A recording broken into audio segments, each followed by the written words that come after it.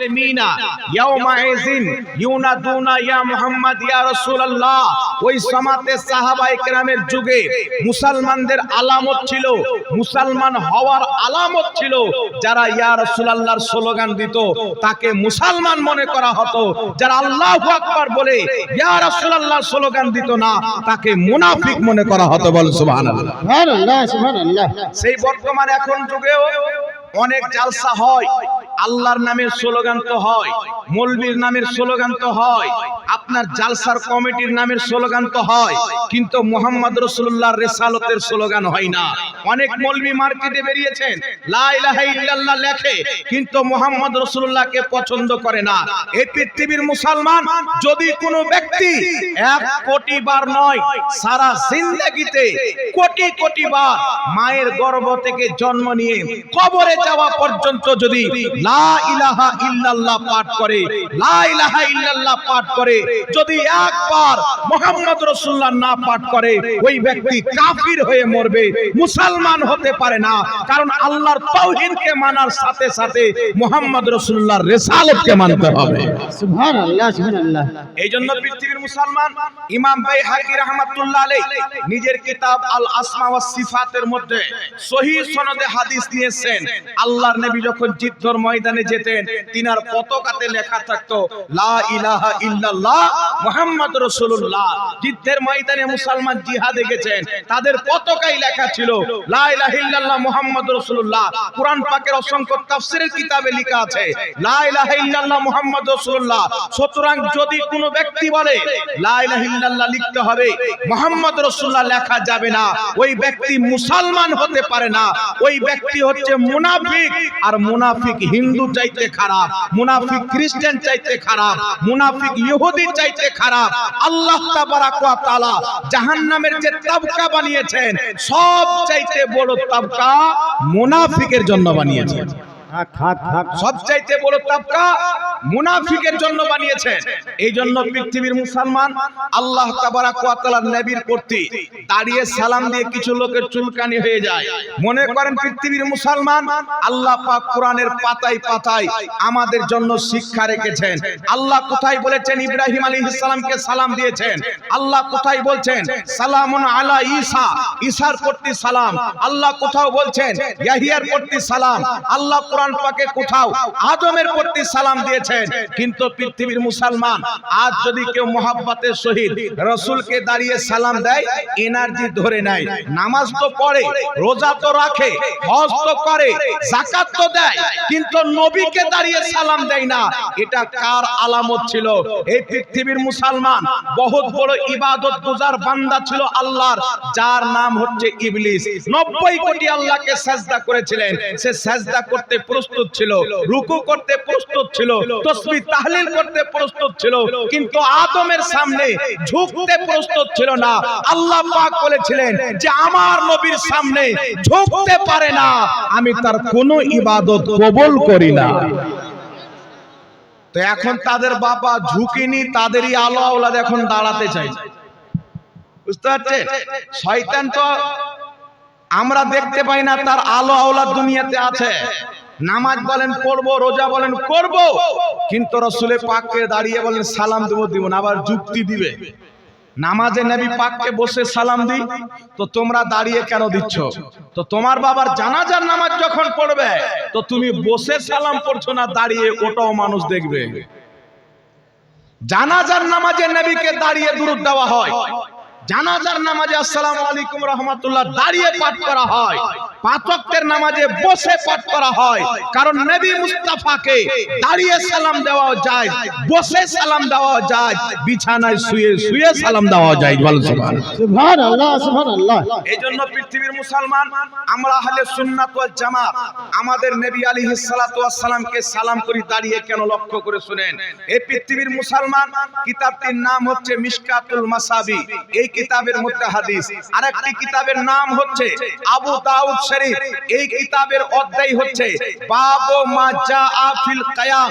এই চ্যাপ্টারের মধ্যে সহিহ হাদিস। রাসূল করিম সাল্লাল্লাহু আলাইহি সাল্লামের সাহাবী বলেন, আল্লাহর নবী মুস্তাফা মাহফিলে বসে থাকতেন, আমাদেরকে দ্বীন শিক্ষা দিতেন। মাহফিল শেষ করে নবী যখন দাঁড়িয়ে যেতেন যাওয়ার জন্য, কুমনা কিয়ামা, আমরা সমস্ত সাহাবী নবীর সম্মানে দাঁড়িয়ে যেতাম। সুবহানাল্লাহ সুবহানাল্লাহ। আমরা সমস্ত সাহাবী নবীর সম্মানে দাঁড়িয়ে যেতাম। অতক্ষণ পর্যন্ত নবীর সম্মানে দাঁড়িয়েই থাকতাম যতক্ষণ পর্যন্ত নবী মুস্তাফা নিজের স্ত্রীগণের ঘরের মধ্যে কোনো একজনের ঘরে পরিবেশ না করতেন। আমরা নবীর সম্মানে দাঁড়িয়ে থাকতাম। ইমাম নববী রাহমাতুল্লাহ আলাইহি নিজের কিতাব আল কিয়াম লি আহলিল ফজল কিতাবের মধ্যে লিখছেন, সাহাবায়ে কেরাম যে নবী মুস্তাফার জন্য দাঁড়িয়েছিলেন, এটা ছিল নবীর সম্মানে দাঁড়ানো। জোরে বলেন সুবহানাল্লাহ। সুবহানাল্লাহ সুবহানাল্লাহ। আরেকটি একই কিতাব আবু দাউদ শরীফের মধ্যে আরেকটি হাদিস পাওয়া যায়, মা ফাতিমা রাদিয়াল্লাহু তাআলা আনহা যখন আমার নবীর দরবারে যেতেন, আমার নবী ফাতিমাকে দেখে দাঁড়িয়ে যেতেন, ফাতিমার পেশানিকে চুমুন দিতেন। আমার নবী যখন মা ফাতিমার বাড়ি আসতেন, ফাতিমা নবীকে দেখে দাঁড়িয়ে যেতেন, নবীর পেশানিকে চুমুন দিতেন। সহিহ বুখারী বাবুল কিয়ামের মধ্যে হাদিস, আল্লাহর নবী মুস্তাফা একজন সাহাবীকে অসংখ্য সাহাবীর সরদার বানালেন, লিডার বানালেন। সাহাবায়ে কেরাম বসে আছেন, নবী আমার দ্বীন শিক্ষা দিচ্ছেন। হঠাৎ করে ওই সরদার সাহাবী আসছেন, নবী পাক সমস্ত সাহাবীকে বলছেন, কুমু ইলা সাইয়্যিদুকুম, তোমরা তোমাদের সরদারের জন্য দাঁড়িয়ে যাও। ইমাম ইবনে হাজার আসকালানী বুখারী শরীফের সারা ফাতহুল বারীর মধ্যে লিখছেন, নবী যেটা দাঁড়াতে বলেছিলেন ওটা সম্মানের কিয়াম ছিল। ইমাম নববী রাহমাতুল্লাহ আলাইহি নিজের কিতাব আল কিয়াম লি আহলিল ফজল কিতাবের মধ্যে লিখছেন, নবী যে দাঁড়াতে বলেছিলেন সমস্ত সাহাবীকে, এটা সম্মানের কিয়াম ছিল। তো বুঝা কি গেল মুসলমান, বুখারীর হাদিস বিদ্যমান, আবু দাউদের হাদিস বিদ্যমান, মিশকাতের হাদিস বিদ্যমান, নবী মুস্তাফার সম্মানে মুহাব্বতে সাহাবায়ে কিয়াম কিয়াম করেছেন। তাই আমরা সুন্নি মুসলমান কিয়াম। সুবহানাল্লাহ। নারায়ে তাকবীর, নারায়ে রিসালাত, উলামায়ে আহলে সুন্নাত। এই জন্য পৃথিবীর মুসলমান হাদিস দ্বারা প্রমাণিত সাহাবায়ে কেরাম নবীর আহলে বাইতের অন্যতম সদস্য ফাতেমাতুজ জাহরা, এরা সকলে নবীর সম্মানে কিয়াম করেছেন, দাঁড়িয়েছেন। তাই ইমাম ইবনে হাজার আসকালানী ফাতহুল বারীর মধ্যে লিখতেছেন, সম্মান অর্থে কিয়াম করা সওয়াবের কাজ। ইমাম নববী রাহমাতুল্লাহ আলাইহি আল কিয়াম লি আহলিল ফজল কিতাবে লিখছেন, সম্মান অর্থে কিয়াম করা সওয়াবের কাজ। শেখ আব্দুল হক মুহাদ্দিস দেহলভী রাহমাতুল্লাহ আলাইহি আখবারুল আখিয়ার কিতাবের মধ্যে লিখছেন, সম্মান অর্থে কিয়াম করা সওয়াবের কাজ। ইমাম হালবী রাহমাতুল্লাহ আলাইহি সিরাতে হালবিয়া প্রথম খণ্ড 123 পৃষ্ঠা বাইরুত লেবাননের ছাপ, সেখানে লিখছেন, নবীর মহব্বতে দাঁড়িয়ে সবাই মিলে সালাত ও সালাম পাঠ করা সওয়াবের কাজ। ইমাম ওলিউল্লাহ মুহাদ্দিস দেহলভী বলছেন, কিয়াম করা সওয়াবের কাজ। ইমাম বাইহাকি ফতোয়া দিচ্ছেন, কিয়াম করা সওয়াবের কাজ। 2.5 লক্ষ হাদিসের হাফিজ ইমাম মুল্লা আলী কারি মিরকাতের মধ্যে লিখতেছেন, আল কিয়ামু আলা ওয়াজহিল বিররি ওয়াল ইকরামে জায়েজুন, সম্মান অর্থে কিয়াম করা নবী মুস্তাফার শরীয়তে জায়েজ আছে। জোরে বলুন সুবহানাল্লাহ। সুবহানাল্লাহ আর সুবহানাল্লাহ। এখন কিছু নোংরা আবর্জনা বেরিয়েছে, নিজেকে মুসলমান বলে দাবি করে, আরে তোমার চাইতে রাস্তার ছাগল বেশি ভালো আছে, সেও আমার নবীর সম্মানকে বুঝে। আমার নবী মুস্তাফা বলছেন, শুধু মানব জাতি ব্যতীত সারা পৃথিবীর মাখলুকাত জানে যে আমি হচ্ছি আল্লাহর নবী। গাছ পাহাড় পর্বত চিনে, ইনি হচ্ছেন আল্লাহর নবী। আপনার সমুদ্রের মাছ চিনে, ইনি হচ্ছেন আল্লাহর নবী। আপনার চন্দ্র সূর্য চিনে, ইনি হচ্ছেন আল্লাহর নবী। তাই আমার নবী মুস্তাফা চাঁদকে ইশারা করেছিলেন, তো চাঁদ দুই টুকরা হয়ে গেছিল। সূর্যকে ইশারা করেছিলেন, তো সূর্য ফিরে চলে এসেছিল। পাথরকে ইশারা করেছিলেন, পাথর নবীর কালেমা পাঠ করেছিল। আমার নবী মুস্তাফাকে সারা পৃথিবীর সমস্ত মাখলুক চিনে, আর আমার নবী মুস্তাফাকে সমস্ত মাখলুক সালাম পেশ করে। বল সুবহানাল্লাহ। সুবহানাল্লাহ সুবহানাল্লাহ। তো যারা আজ পর্যন্ত নবীর সম্মান বুঝতে পারেনি, নবীর সম্মান করছে বলছে বিদআত। বিদআত কাকে বলে আজ পর্যন্ত তার 14 গোষ্ঠী বুঝতে পারেনি। এই জন্য আপনাকে বলছি মুসলমান, কোন জাহিলের ফতোয়া শুনে, কোন মূর্খর ফতোয়া শুনে নিজের ঈমানকে বিক্রি করা যাবে না। এই সারা পৃথিবীর মাটির মৌলবীকে আহলে সুন্নাত ওয়াল জামাতের পক্ষ থেকে চ্যালেঞ্জ ছিল, কিয়ামতের সকাল পর্যন্ত থাকবে নবী মুস্তাফার শানে দাঁড়িয়ে সালাম পড়াকে কেউ যদি বিদআত প্রমাণ করতে পারে, নাজায়েজ প্রমাণ করতে পারে, তার গোলামি করতে প্রস্তুত আছি। আর আমরা চাই যদি প্রমাণ করে দিই তাকে মানতে হবে, নবীর সম্মান ছাড়া দ্বিতীয় কোনো রাস্তা নাই। সুবহানাল্লাহ সুবহানাল্লাহ। এই জন্য পৃথিবীর মুসলমান कुछ रहे या ना रहे दुनिया में फकत इश्क़े मुस्तफा रहे सीने में, जब तुम जाओगे कब्र में दुनिया दुनिया में रह जाएगी, नबी का इश्क काम आएगा, रसूलेर मोहब्बत আপনার কাজে আসবে। এই জন্য পৃথিবীর মুসলমান এখন আবার কিছু লোক বেরিয়েছেন, বলছেন রসুলে পাক বলেছেন আসসালামু কাবলাল কালাম, আগে সালাম পরে কালাম। আর সুন্নিরা বলছে ইয়া নবী সালামু আলাইকা, আগে কালাম পরে সালাম। কালাম কাকে বলে গাধা ওটাও জানেন না। ইয়া নবী এটা কালাম নয়, ইয়া হচ্ছে হারফে নেদা, নবী হচ্ছে মুনাদা। কালাম কাকে বলে? হে আব্দুর রহমান শুনো, তোমার বাপের নাম কি, তোমার মায়ের নাম কি? তো হে আব্দুর রহমান বললাম, এটা কালামের অন্তর্ভুক্ত নাই, এর পরে যেটি কথা বলবো ওটি হলো কালাম। আর হে আব্দুর রহমান, এটা হচ্ছে আব্দুর রহমানের ধ্যানকে নিজের দিকে করার জন্য, একে নেদা বলা হয়। কি বলা হয়? নেদা। আর একটা কামাল কথা হচ্ছে, দাবি হচ্ছে আমরা সহি হাদিস ছাড়া কিছু মানি না, কিন্তু বলছে আসসালামু কাবলাল কালাম, আগে সালাম পরে কালাম। এই পৃথিবীর মুসলমান, হাদিসটি হচ্ছে তিরমিজির মধ্যে, ইমাম তিরমিজি লিখতেছেন আসসালামু কাবলাল কালাম হাদা হাদিসুন মুনকার, আগে সালাম পরে কালাম। এই হাদিসটা হচ্ছে মুনকার হাদিস।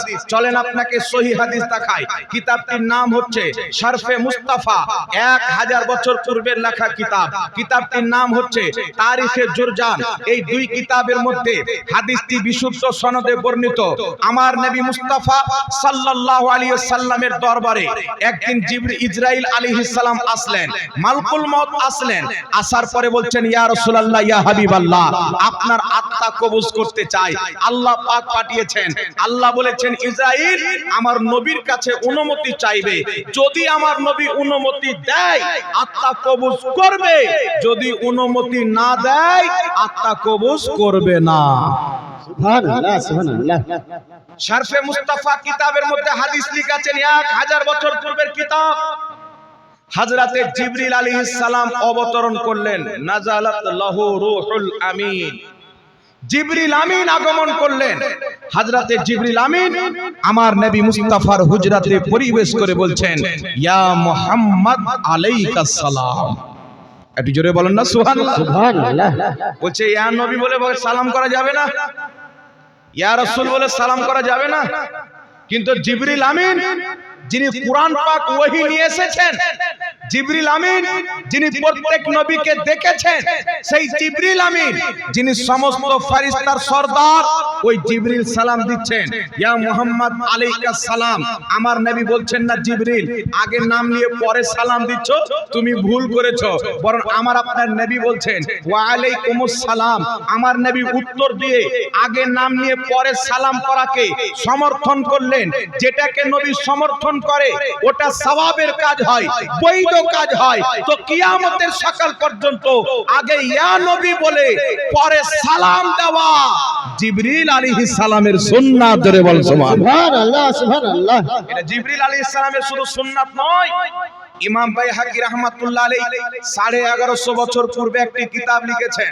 কিতাবটির নাম হচ্ছে দালাইলুন নবুওয়াত। এই কিতাবের 5ম খণ্ডের মধ্যে ইমাম বাইহাকি একটি হাদিস নিয়েছেন। একজন সাহাবী নবীর দরবারে আসলেন, আসার পরে বলছেন ইয়া রাসূলুল্লাহ আসসালামু আলাইকা, আগে নবীর নাম নিলেন পরে নবীকে সালাম দিলেন। এই জন্য বিরাদর ইসলাম এমন কোন সহিহ হাদিস নাই যে আগে নাম নিয়ে পরে সালাম দেওয়া যাবে না। তবে এই মতন সহিহ হাদিস আছে যে আগে নাম নিয়ে পরে সালাম জিবরিল আলাইহিস সালামও দিয়েছেন, নবী পাকের অসংখ্য সাহাবাও দিয়েছেন। জোরে বল সুবহানাল্লাহ সুবহানাল্লাহ সুবহানাল্লাহ। এখন যারা বিদআত বিদআত বলে চিল্লায় জাহিল মূর্খর বেটারা, এরা কি জিবরিল আলাইহিস সালাম চাইতে বেশি শরীয়ত বুঝে? নবীর সাহাবার চাইতে বেশি শরীয়ত বুঝে? এরা নবী মুস্তাফার তাজিমকে বন্ধ করে খোদার দ্বীন প্রচার করে না, ইহুদি নাসারার সহযোগিতা করছেন।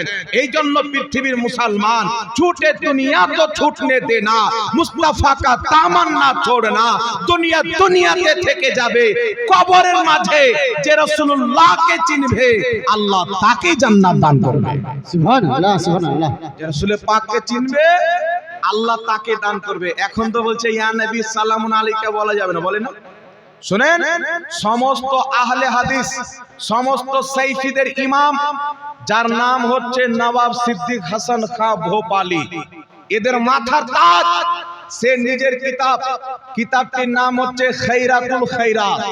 এই কিতাবের মধ্যে লিখছে লা ইলাহা ইল্লাল্লাহ শয়তান আলাইহিস সালাতু ওয়াস সালাম, শয়তানকে নবী বানিয়ে দিয়েছে।